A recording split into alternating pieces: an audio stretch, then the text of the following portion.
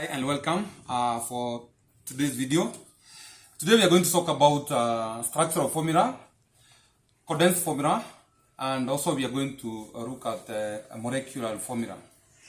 Now, here we have an organic molecule depicted by a structural formula.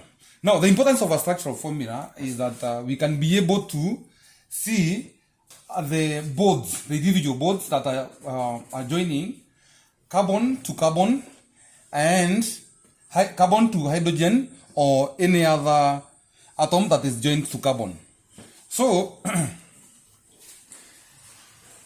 apart from now having the structural formula, we can condense this formula because, as you can see, it can consume a lot of space.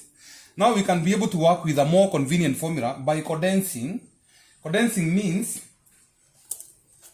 now as you can see here, we have one carbon atom and 3 hydrogen atoms. Now we can condense this or fold, like folding these bonds, so that now this section here becomes something like this.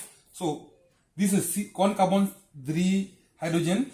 This is 1 carbon and 2 hydrogens. So we are condensing this one. So we can remove that one. We remove that one. Then we have another one, 1 carbon and 2 hydrogen. So that is that one there. And then we have this one here, which is a CH2, the CH2 unit like that one. And then we have a CH3, 1 carbon and 3 hydrogen atoms.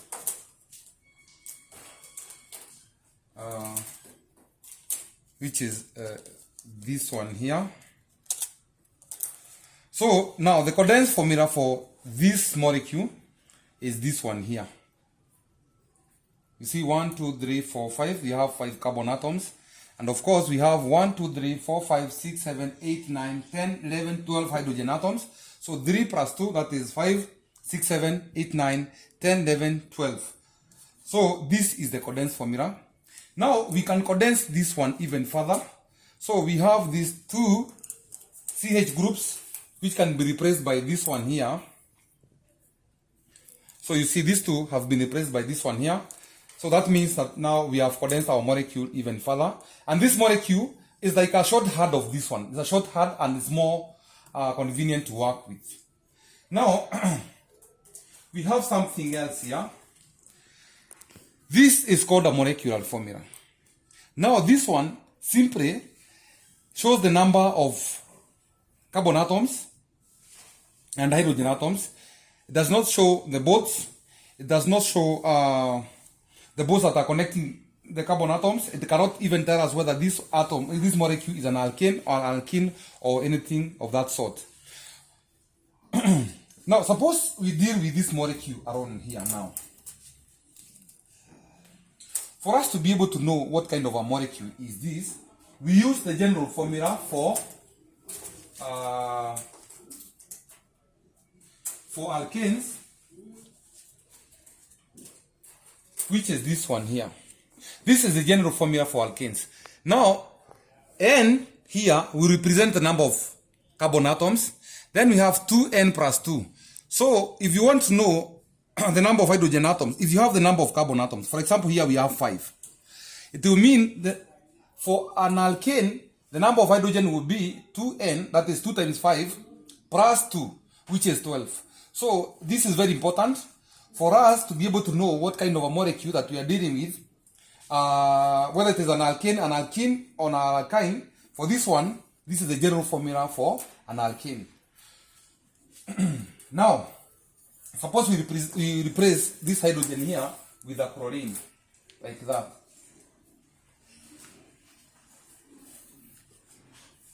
Like that. Now, the condensed formula will be,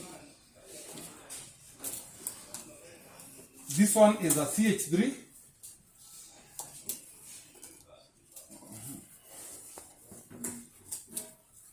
We have the first one here as a CH3. We have a CH2, we have a CH2 here, another one, and a CH2 here, and another CH2,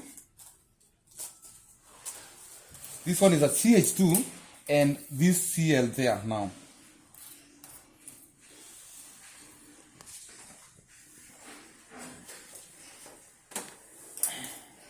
So now, this now, we have CH3, CH2, CH2, CH2, and a CH2, and a chlorine. So now this will be the condensed formula for this molecule. Suppose now we replace now, we put a side group here, or a branch there, such that now we have a branch there. We can remove this one here. We put a hydrogen here. We put another hydrogen there.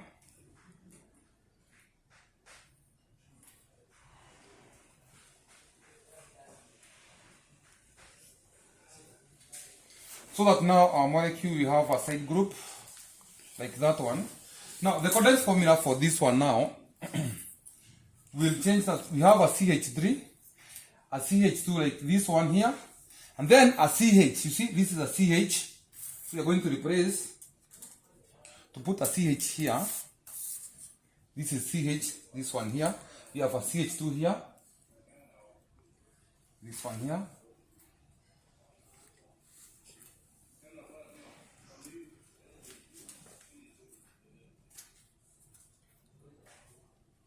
And then a CH3. A CH3 here. And then we have this group here, which is a methyl group attached to this CH here. So we put now our CH3, this group here, we put it here. So we have condensed even our CH3 group here.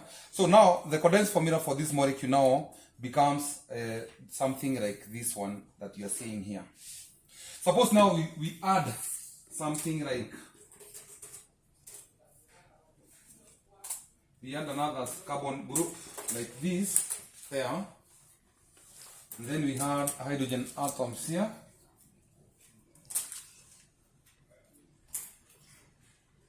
Like that one. Now that is an ethyl group.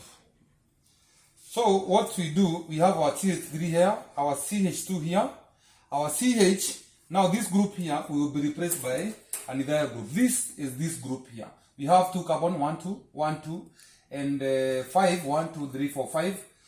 We have 5 hydrogen atoms, so we can put that one there. We have our CH2 there, and then we have our CH3 here. You see, this molecule is quite big and quite cumbersome to work with, and this one, the condensed molecule here now, is easier to work with such kind of a molecule rather than working on that one that is showing the hydrogen, the covalent bonds joining these atoms. Thank you very much. I hope you have understood what is a molecular formula. Our molecular formula will just show the number of carbon atoms and hydrogen atoms. Now, the structural formula will show the bonds, the covalent bonds that are joining carbon and carbon, and carbon to hydrogen. And then we have the condensed formula, which will show a rather condensed molecule and easier to work with. Thank you very much for watching this video. Remember to subscribe, and we meet in the next video.